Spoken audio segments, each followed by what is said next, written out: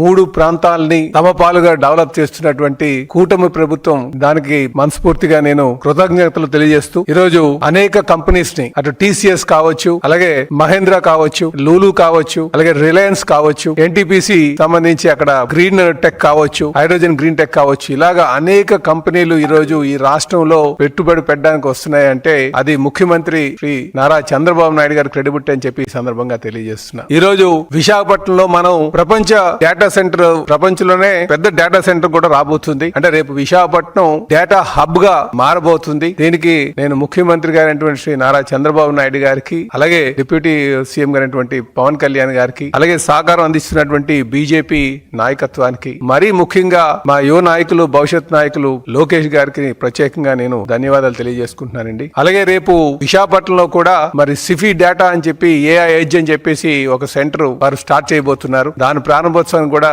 మా యువ నాయకులు, భవిష్యత్ నాయకులు లోకేష్ గారు వెళ్ళబోతున్నారు. రేపు 14వ తారీఖున ఢిల్లీలో మరి గూగుల్ సంబంధించినటువంటి రైడన్ తో ఫారెన్ డైరెక్ట్ ఇన్వెస్ట్మెంట్ సుమారు 87,000 కోట్లతో కేంద్ర ప్రభుత్వం సమక్షంలో అగ్రిమెంట్ కాబోతుంది. అంటే ఇవన్నీ ఎందుకు చెప్తున్నామంటే రేపు విశాఖపట్నం ఒక డేటా వ్యాలీగా మారబోతుంది. అనేక డేటా సెంటర్స్ రాబోతున్నాయని చెప్పేసి ఈ సందర్భంగా తెలియజేస్తున్నా. అలాగే ప్రపంచ డేటా సెంటర్ గా వెర్జీనియా, యుఎస్ లో ఉన్నటువంటి Virginia state, north Virginia state data centre గా ఉంది. ప్రపంచ డేటా సెంటర్ గా రేపు విశాఖపట్నం వరల్డ్ డేటా సెంటర్ గా మారబోతుందని చెప్పేసి ఈ సందర్భంగా తెలియజేస్తున్నా. ఈ రోజు కూటమి ప్రభుత్వం ఈ రాష్ట్రాన్ని స్వర్ణాంధ్రప్రదేశ్ చేయాలనే లక్ష్యంతో అనేక కంపెనీస్ ని, మరి ప్రపంచ వ్యాప్తంగా ఉన్నటువంటి కంపెనీస్ ని ఆహ్వానించి ఇక్కడ పెట్టుబడులు పెట్టమని చెప్పేసి చాలా కృషి చేస్తున్నటువంటి సందర్భం. దీనికి ఈ రోజు ప్రపంచంలో ఉన్నటువంటి అనేక కంపెనీస్ కూడా కూటమి ప్రభుత్వం మీద, ముఖ్యంగా చంద్రబాబు నాయుడు గారి అనుభవం మీద, వారి మీద నమ్మకంతో అనేక కంపెనీస్ ఇక్కడ వస్తున్నాయి. మనకి మన పిల్లలకి బంగారు భవిష్యత్తు ఉండబోతుందని చెప్పేసి ఈ సందర్భంగా తెలియజేస్తున్నాను. ముఖ్యంగా